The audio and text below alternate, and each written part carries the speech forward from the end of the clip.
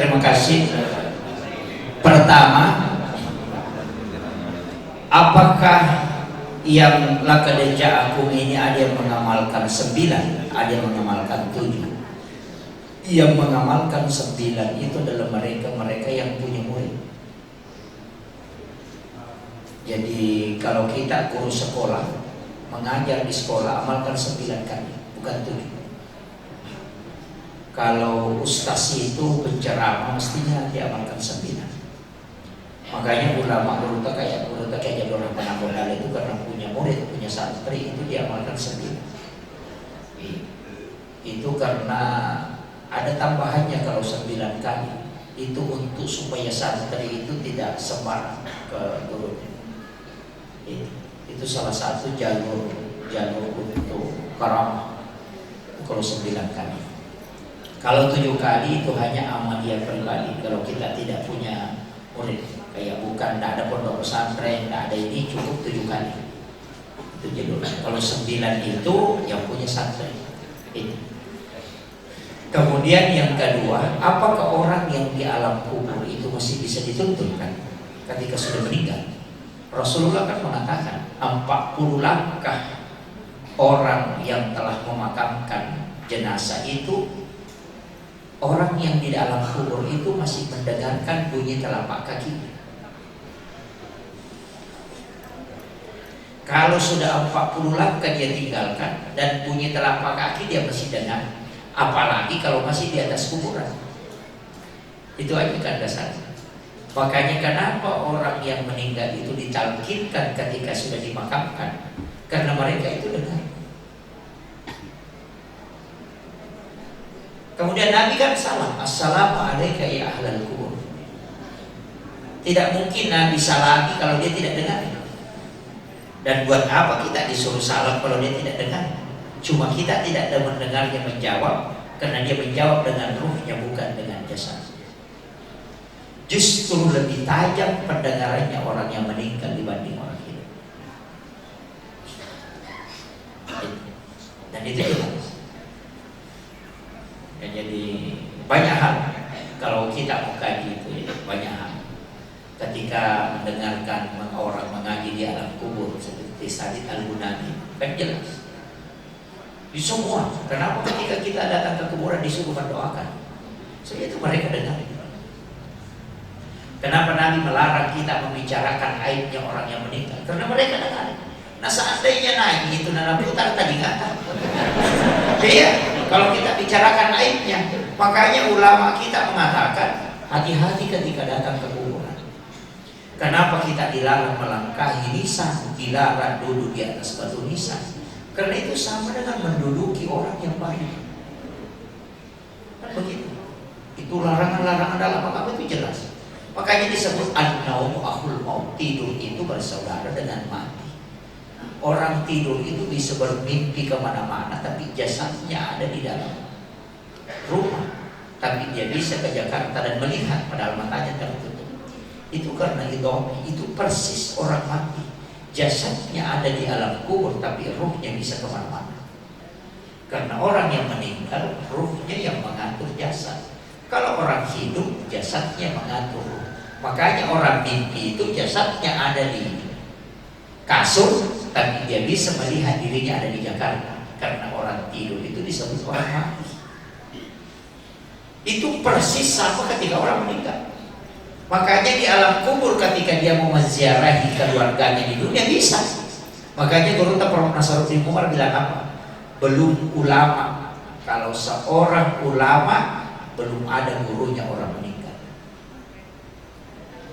Kalau gurunya baru orang hidup itu belum ulama. Itu masih ustaz. Makanya Imamul Ghazali itu di kitab Ihya itu apa dia tulis? Mursyidi, guruku, baru tidak ada namanya. Ketika muridnya bertanya, engkau sangat takzim kepada guru, tapi kenapa engkau tidak menulis namanya? Apa dia bilang? Saya sengaja tidak menulis karena saya khawatir itu menjadi fitnah. Karena orang itu ratusan tahun telah meninggalnya, tapi saya mengambil ilmunya. Guru Kiai Jabir Rahman Abdullah ketika berhadapan dengan guru Pak Sunusi Baco, saya dapat informasi dari anaknya guru Pak Sunusi Baco.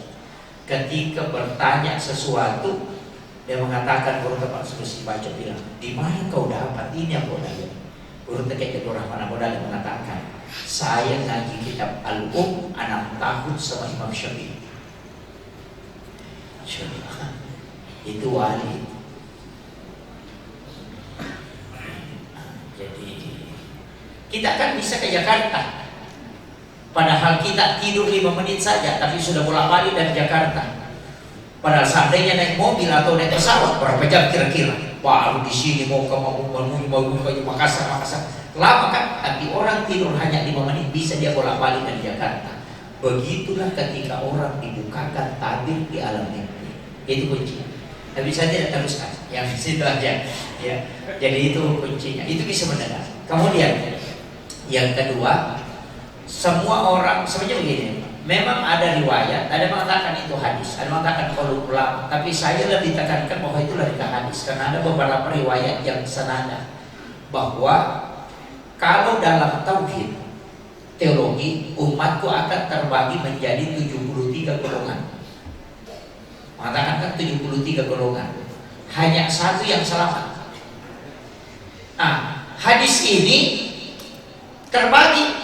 Ada juga hadis terbalik, Pak, mengatakan umatku akan terbagi menjadi 73 golongan. Hanya satu yang tidak selamat. Ingat ya. Jadi ada dua hadisnya ya. Jadi satu mengatakan bahwa umatku akan terbagi 73 golongan, hanya satu yang selamat. Di riwayat yang lain mengatakan umatku akan terbagi 73 golongan, hanya satu yang tidak selamat. Karena mana yang satu yang selamat, yang paling selamat Ahlus Sunnah wal Jamaah. Mana itu yang tidak selamat, mengatakan hanya satu yang tidak masuk surga, illa man aba, kecuali yang tidak mau mengikuti aku. Jadi makanya hadis ini tidak diriwayatkan oleh Imam Bukhari karena adanya dua versi hadis yang berbeda ujungnya. Makanya tidak meriwayatkan hadis itu. Jadi makanya nanti kalau ketemu hadis ada umat itu terbagi 73 golongan. Hanya satu yang selamat. Yang selamat itu adalah Ahlus Sunnah wal Jamaah. Nanti kalau yang umat itu terbagi 73 golongan, hanya satu yang tidak selamat. Siapa yang tidak selamat? Illa man aba, kecuali yang tidak mau mengikuti aku. Makanya mau masuk Mu'tazilah yang penting ikuti Nabi, dia akan masuk surga.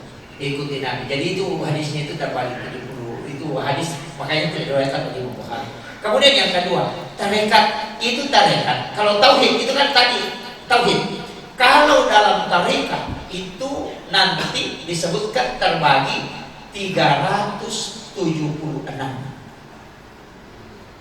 macam sampai akhir zaman. Jadi jumlah tarekat itu 700 lebih. Nah, mana yang diikuti? Kan gitu. Mana yang diikuti? Sebenarnya setiap tempat itu pasti ada tarekat. Karena memang diletakkan di situ dan tidak pernah dicabut sampai yaumil qiyamah.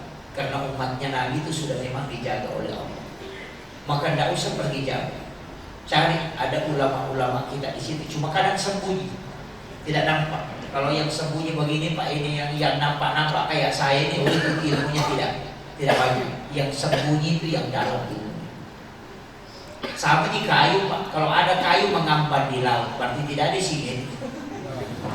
Tapi yang tenggelam itu yang kita harus cari. Tapi kau tidak akan lihat ketika di permukaan. Nanti turun ke dalam baru kau bisa temukan. Ulama-ulama tarekat itu tidak akan menampakkan diri.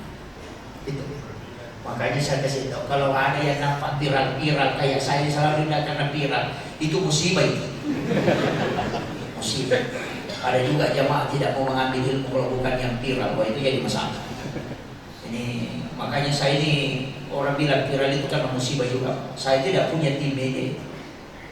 Saya tidak ada tim. Orang yang merekam itu tidak pernah. Dan saya tidak pernah minta orang juga merekam. Tapi kalau ada yang merekam, saya kata silakan ambil. Yang kasih naik di media itu hanya jamaah aja. Kalau saya ceramah di Kalimantan ada yang merekam, itu yang kasih naik. Saya ceramah di Makassar ada yang merekam, itu yang kasih naik. Saya tidak ada tim. Bahkan akun YouTube pun saya tidak punya. Itu hanya jamaah gitu. Dan banyak di sini saya bilang tidak pernah dia itu. Kalau ada yang kirim itu, kadang istri yang kirim video, apa maksudnya lah? Jangan tanya di situ, tanya langsung saja sama friendnya. Jadi masalah kan? Itu saya agak ini. agak berat. Saya sudah beberapa kali mau berhenti ceramah, sudah 3 kali minta izin ke mursyid kami mau berhenti. Dia bilang jangan, mesti kau sampaikan ilmu yang kau dapat ini. Kau juga akan disiksa nanti kalau tidak menyampaikan. Ya, karena kenapa? Kita menceramkan begini. Saya bilang kemarin, kita datang ke masjid ceramah, isi celengan itu yang jalan, ada uangnya orang miskin, ada uangnya fakir miskin di situ, anak yatim. Dia sedekahkan 2.000 padahal mestinya dia membelikan beras. Tapi ingin melihat masjidnya bagus, maka sedekah 2.000. Datang Pak Ustaz ceramah, isi celengan dikasih. Baru Pak Ustaz belikan mobil, itu jadi masalah. Fatal. Jadi berat, tidak mudah. Itu makanya guru tak itu, saya punya guru itu dia pesan begini, di sini dalam guru takimu ini. Pertama, kalau pergi ceramah jangan bawa orang, kau saja jalan. Karena kalau bawa orang, 3 orang dibawa, 3 diongkosi, 1 dia ceramah. Naik pesawat, semua diberikan tiket, baru kau dia ceramah, mau tanggung jawab. Itu pesan beliau. Kemudian yang kedua, kau yang bawa barang, jangan suruh orang bawa barang. Kalau kau yang bawa barangmu lebih mudah, engkau bisa lebih jawab. Tapi kalau dibawakan barang itu kesombongan akan boleh muncul. Iya, karena orang yang tidak sombong pun itu bisa sombong, selalu dimuliakan. Kemudian yang ketiga pesan beliau, jangan pernah tanyakan apa yang diberikan oleh orang, dan jangan pernah bikin perjanjian. Makanya saya itu garis merah beberapa masjid. Kalau dia bilang sekian kasih, tidak ada darat di situ. Iya. Karena kan orang bicara amplop, jadi masalah. Tapi orang ustaz yang bikin tarif itu saya tidak permasalahkan. Mungkin ada orang yang dia mau kasih makan anak yatim atau ada pesantrennya. Tidak. Kalau saya itu memang guru kami mengatakan tidak. Kalau mau bicarakan itu karena tidak bisa kita khusyuk. Tidak bisa, ceramah saja tidak bisa. Karena kalau mau ceramah itu langsung bilang, sama aja orang kalau mau pergi khutbah Jumat tahu berapa isi amplopnya di situ masjid. Nah baru assalamualaikum itu ada di Bandung 300.000. Begitu, tidak bisa. Karena begitu. Makanya bilang jangan kau pernah tahu berapa jumlahnya. Makanya saya berjanjian sama istri. Selalu kalau jalan itu bawa uang. Saya tidak pernah pakai uang yang dikasih orang. Saya kasih tahu, kau buka tapi jangan kau kasih tahu saya berapa isinya. Karena kapan kau kasih tahu kita cerai. Dan itu dia bukan betul. Itu perjanjian. Kan kalau kita tahu kan jadi masalah. Itu akan mencampuri di sini.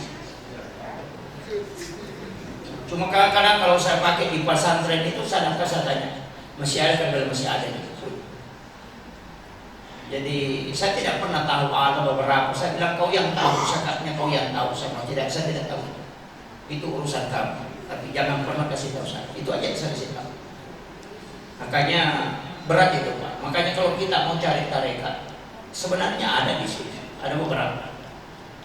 Dan itu tidak tersembunyi. Ada yang muncul. Cuma kita harus hati-hati, harus selektif. Yang memang mu'tabar. Ada Naqsabandiyah, ada tarekat Khalwatiyah, itu ada kan yang diikuti guru. Tadi kan di Dapil itu sering mursyid kami datang ke sini. Sayyid Abdul Rahim As-Segaf itu Purmaka, itu mursyid kami. Jadi sering datang ke sini. Kemudian bendera itu kan ada, dan itulah yang tarekat. Tidak usah khawatir, Rasulullah yang pemegang bendera inti. Kemudian yang tadi beliau di belakang ini kan sudah masuk waktu ini. Beliau tanyakan tentang zikir la ilaha illallah Allahu Ahad. Memang di tarekat itu bermacam-macam Pak.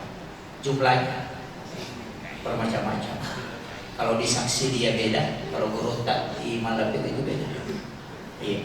Jadi memang ada yang baca 166, kemudian la ilaha illallah 166, Allah itu 66, itu 77, baru kemudian ditutup Fatihah. Tutup surat Al-Fatihah. Juga yang baca 33, itu silabus tarekat. Dan apakah itu bisa dipakai untuk makanan? Justru itulah yang dipakai nanti di akhir zaman. Makanya jangan tinggalkan zikir. Dan orang yang mengamalkan insya Allah husnul khatimah. Kemudian yang tadi menggabungkan beberapa tarekat. Sebenarnya bukan menggabungkan tarekat, tapi menggabungkan beberapa zikir. Jadi kan kalau bertarekat itu mesti kalau berbaiat tidak boleh ada baiat di dalam baiat. Jadi kalau kita sudah berbaiat ke satu tarekat, itu tidak boleh berbaiat ke yang lain kecuali yang mengizinkan itu yang ditempati berbaiat. Misalnya mursyid kita mengatakan silahkan berbaiat ke situ, itu boleh. Yang kedua, mursyid kita yang kita tempati berbaiat itu meninggal, kita boleh tidak untuk berbaiat ke tarekat yang lain, itu dibolehkan. Tapi kalau amaliyahnya boleh. Misalnya amalkan ini, amalkan ini, amalkan ini, itu boleh. Makanya mentalaki ilmu itu boleh untuk diamalkan. Banyak ulama kita begitu. Makanya ada tambahan-tambahan zikir. Nah, tapi sanadnya harus dijelaskan. Tapi tidak berbaiat, tapi hanya mentalaki ilmu. Seperti itu. Saya kira cukup sekian. Akhirul kalam. Allahumma bi'illah wa min. Assalamualaikum warahmatullahi wabarakatuh.